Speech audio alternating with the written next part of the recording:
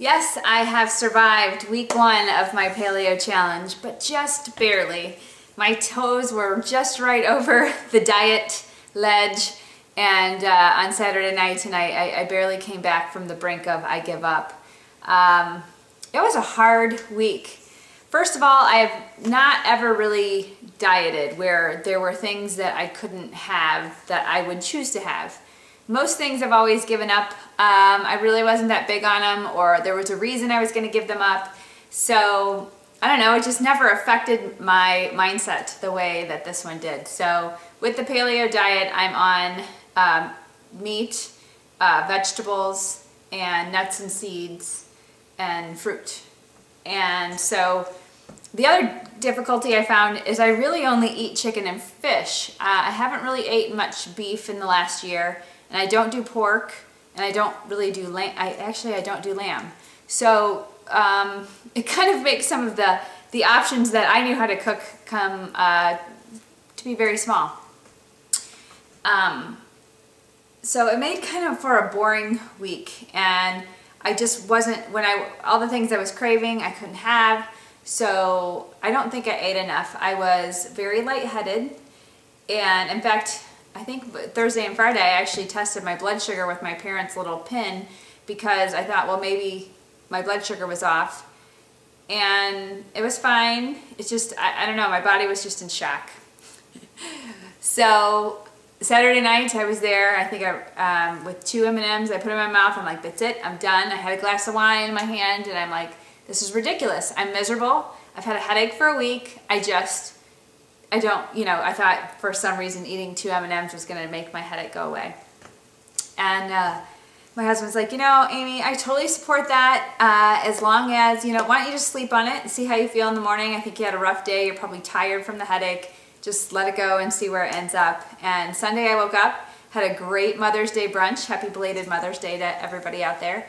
And went to the store. I posted the picture on my fridge, and I think I bought anything and everything in sight. And since then, it's been a total turnaround. So I haven't had a headache today.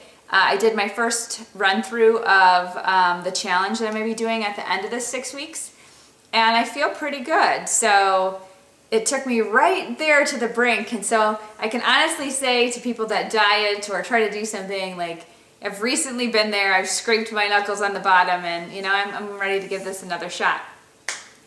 Part of the reason I'm ready to give it another shot is I found a really awesome blog. It's called Everyday Paleo, and she had recipes and ideas and things to meet my taste that weren't super fancy. Some of the books I'd seen were like spicy curried pork loin shoulder or something like that, and I'm like, A, I don't cook very well, B, I don't eat pork, curry, there's a lot of things in there that were keeping me from doing that. This lady, yep, in fact I have it right here, it's my new kitchen top counter book.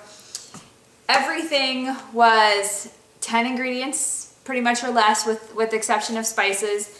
It's very family friendly, so my son, who's 8, will actually eat it. There's different things she has, like, hey, if you miss enchiladas, here's the way I make them. If you miss this, here's the way I make them. So she's taken some of my foods that I'm really itching to have and given me some different options. So I think that really energized my spirit along with my body to have something to do and make fun of this challenge, and also cook. I haven't cooked in a while. My husband's doing a lot of the cooking, so it's kind of fun to try some things out.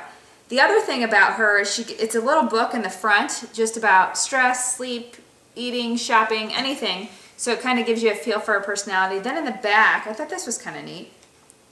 She gives you workouts, and they're workouts that you can do at home with no weights. So, and she gives you very easy pictures, and if you don't know how to do a move, she gives you bigger example pictures. Her name is Sarah Ragasso, Everyday Paleo. Awesome. And if I didn't say enough things I love about this book, the other thing I absolutely adore, and the absolute nail in the coffin of why this will be my Bible for the next 5 weeks, is because there is a picture with every single recipe. I love that. And on her blog, she takes pictures of what it looks like during the cooking process. And for someone like me who hasn't cooked in a while, or that is craving things and wants to eat based on how things smell or look. It's been a really awesome thing. So last night, Grant and I, she had this idea for snacks with eggs. So one of the things with snacks, I got really tired of eating hard-boiled eggs, raw vegetables. What was the other thing I was eating for snacks? Oh, nuts. Last week, if you would have shoved another almond in my face, I would have wanted to punch you. Okay, maybe that's a little violent, but she has a bunch of little snack ideas. The one I had ingredients for that I could try last night are her egg muffins. Her egg muffins call for zucchini, spinach, red peppers, onions, and bacon. And I used what I had in the house and made them, and I made them with broccoli, red peppers, turkey bacon, because I don't do pork, and what else did I put in here? Onion.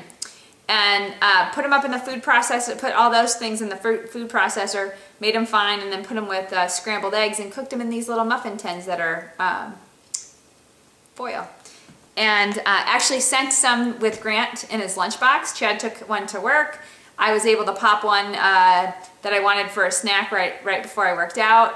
And the only thing I have to say, I need to make them have a little bit more flavor with like a green chili or a jalapeno or something. But I love the idea. I'm getting so tired of eating eggs. I feel like it's all I have for breakfast. So it's a way that I can start playing around with that and have some fun with it. So I will share some new fun recipes. I think regardless, even if you're not on Paleo, you look for little fun things to do that are easy, something different for kids' lunches, something quick for you to take as you're leaving in the morning. So I think that, those are the things from this experience that I'm really going to take and keep with me.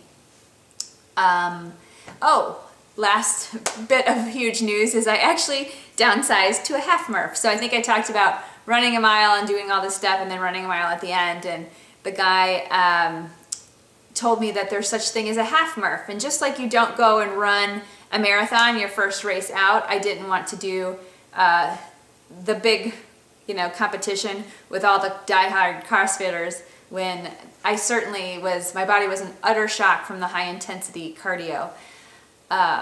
So I will be running 800 meters, which is a half a mile, doing 50 pull-ups, 100 push-ups, and 150 squats, and then running a half a mile.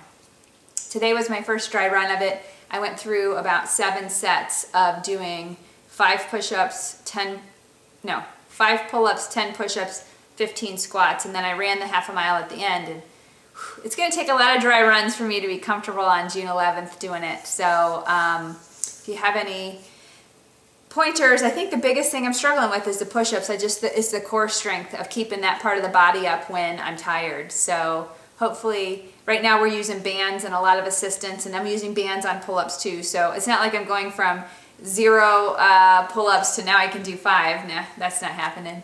But it is very empowering just to pull yourself up, even with a band. It's for some reason I don't know. It'll be interesting. So that's what's new with the challenge. So I finally feel like my body has recovered from doing the challenge baseline and from the half marathon. It's found its way around my food. A couple people have written me and asked me, how am I cheating and how am I cheating? Yes. I wouldn't call it cheating though. My goal is actually to be 80% paleo. And 80% it's very quick to make up that 20%. So I try not to cheat on anything more than like one thing a day. So I take that back, 2 things a day. So I put half and half in my coffee. I'm done with the sugar, but I am using half and half.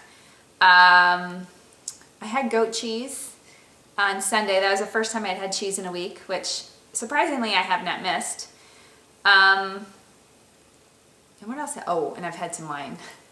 But I think I've had it in a lot. I mean, moderation would be an understatement compared to the way I used to consume these foods. So I'm pretty happy with it. It helps me keep my sanity. I don't need or want to lose a bunch of weight. I'm doing this more for the experience, the challenge, and to learn to get myself off of sugar, which based on my headaches, I obviously needed to do more than I thought. So I'm kind of excited too because Sarah's book has a, it's kind of like a cake. I forget what it's called. Oh, I can't find it now. It's a protein bar with made with walnuts, an almond meal, and a coconut flour is the way that you make some of the breads. And coconut flour is different. I will review that later why, because I did not know myself, and it's harder to find.